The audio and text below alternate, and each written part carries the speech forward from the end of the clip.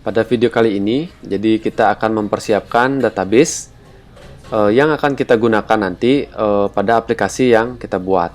Nah, jadi saya gambar dulu di sini untuk database-nya.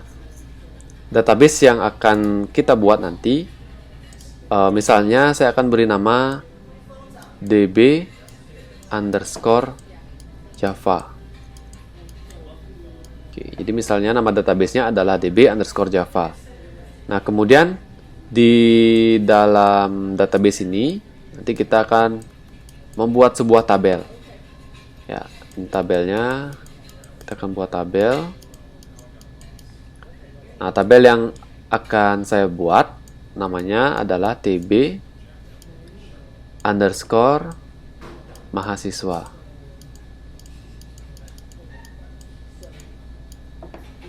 Jadi ini nama tabelnya tb underscore mahasiswa. Nah, di dalam tb underscore mahasiswa, saya akan tambahkan beberapa field atau beberapa kolom. Nah, mulai dari yang pertama, yaitu NIM. NIM, di sini.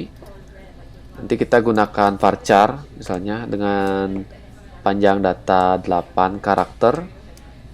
Kemudian dia ini adalah primary key. Jadi kita isi tanda bintang seperti itu. Kemudian yang kedua, nama fieldnya adalah nama. Misalnya panjangnya kita batasi sampai 50 karakter. Nah, kemudian yang ketiga, nanti kita bisa tambahkan jurusan. Jurusan.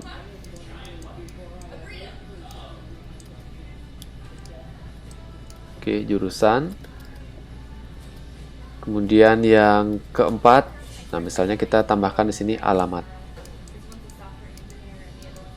Oke, misalnya seperti itu saja untuk field yang nanti kita buat. Nah, untuk jurusan nanti kita bisa batasi panjangnya berapa, atau untuk alamat juga bisa kita batasi misalnya 100 karakter. Oke. Nah, seperti itu untuk desain dari database dan tabel yang akan kita buat. Nah, sekarang kita akan buat database, kemudian kita buat tabelnya. Nah, pertama silahkan diaktifkan dulu. Kita buka examnya, exam control panel, kemudian kita cari di bagian database-nya. Sini MySQL database server dan juga Apache web server. Nah, ini saya akan start atau saya start semuanya.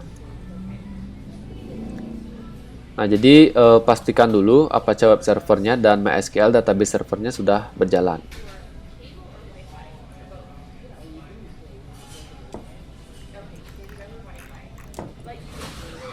Oke, kalau sudah, nah sekarang kita buka di DBMS-nya, yaitu phpMyAdmin.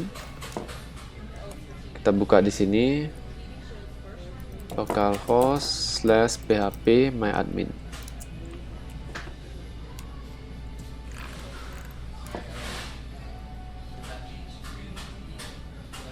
Oke, kemudian kita akan buat database-nya.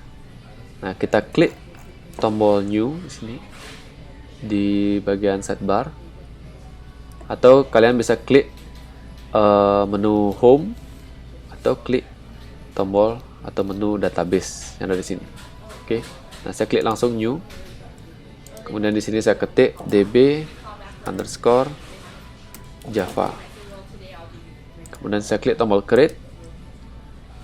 Nah, ini jadi database-nya sudah berhasil dibuat dengan nama db underscore java. Oke, kalau sudah berarti saya kasih tanda centang di sini.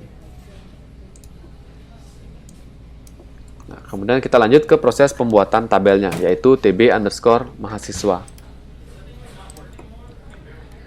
Nah, saya buat di sini di bagian create tabel. Di sini kita buat namanya tb underscore mahasiswa. Nah, jumlah kolomnya ada berapa atau jumlah fieldnya?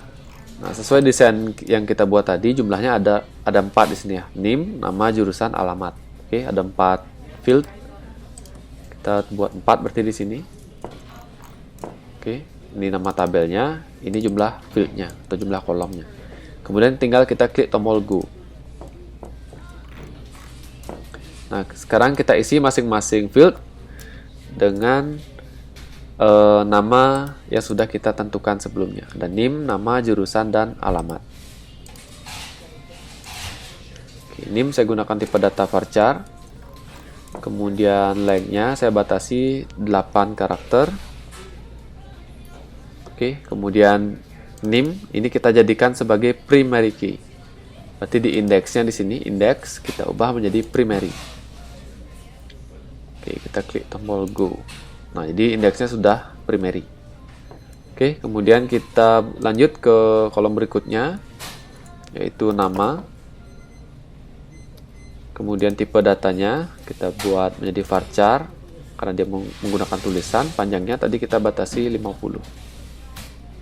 Kemudian yang ketiga kita tambahkan di sini jurusan.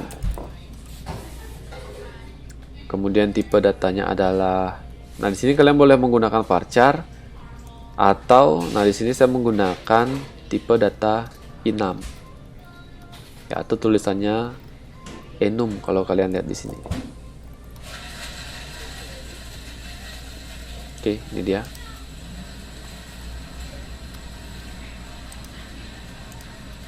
Kemudian kita klik edit enum set. Nah, values-nya kita bisa tulis langsung di sini. Nah, kenapa saya menggunakan ini? Sebenarnya tidak ada keharusan. Jadi hanya untuk menjaga konsistensi dari inputan yang akan kita terima nanti. Ya, misalnya kalau saya terima jurusannya adalah MTI, kemudian DM, SK, KAB menggunakan huruf besar semua, berarti nanti akan konsisten huruf besar semua. Ya, tujuannya supaya tidak salah input. Misalnya ada yang menginputkan dengan KAB menggunakan huruf kapital KAB. Terus kemudian besoknya ada lagi yang menginputkan KAB tapi dengan menggunakan huruf kecil. Nah, tentu itu akan dianggap berbeda. Oke, nah untuk menjaga konsistensi, jadi kita tentukan di awal di sini untuk inputannya nanti seperti apa. Nah, langsung saja di masing-masing baris di sini kita bisa isi MTI, kemudian jurusan DM, KAB, dan SK. Nah, itu misalnya. Kalau misalnya kalian mau tambah lagi, silahkan klik add one value. Oke, ini sudah saya isi. Atau kalau misalnya ada salah input, kalian bisa hapus di sini. Klik tombol ini, hapusnya. Nah, kalau sudah, tinggal klik go. Itu, kemudian yang terakhir di sini kita tambahkan alamat. Tipe datanya varchar. Tadi kita batasi panjangnya 100. Oke, nah kalau sudah, klik tombol save. Oke, nah jadi ini tabel yang kita buat sudah selesai. Nah, kalau kita lihat di sini di bagian browse, ini isinya masih kosong. Nah, kita bisa coba isi beberapa contoh data dulu. Kita klik insert. Kemudian kita isi name-nya di sini. 19.00.0001 misalnya. Kemudian namanya adalah Wawan. Kemudian jurusan. Nah, jadi tinggal kita pilih di sini jurusannya. Nanti user tidak akan mungkin salah menginput. Misalnya KAB pasti hurufnya huruf besar semua. Kemudian alamat dan pasar. Oke, kemudian data yang nomor 2 19.00.0002. Kemudian namanya adalah misalnya Yaya, jurusan DM. Kemudian alamatnya misalnya Gianyar. Oke, nah misalnya 2 itu saja kita coba inputkan. Kalau sudah, klik tombol go. Oke, kita browse sekarang, kita lihat isinya. Nah, sini sudah berhasil diisi datanya. Nah, ini contoh data ini kita gunakan nanti untuk melihat apakah data yang kita atau database dan tabel yang kita buat ini sudah bisa ditampilkan isinya di dalam aplikasi atau belum. Nah, itu yang nanti kita coba tampilkan. Nah, jadi ini tabelnya sudah. Oke. Nah, sekarang semua persiapan sudah kita kerjakan. Nah, di video berikutnya kita akan langsung mulai mendevelop aplikasi ini. Oke, terima kasih.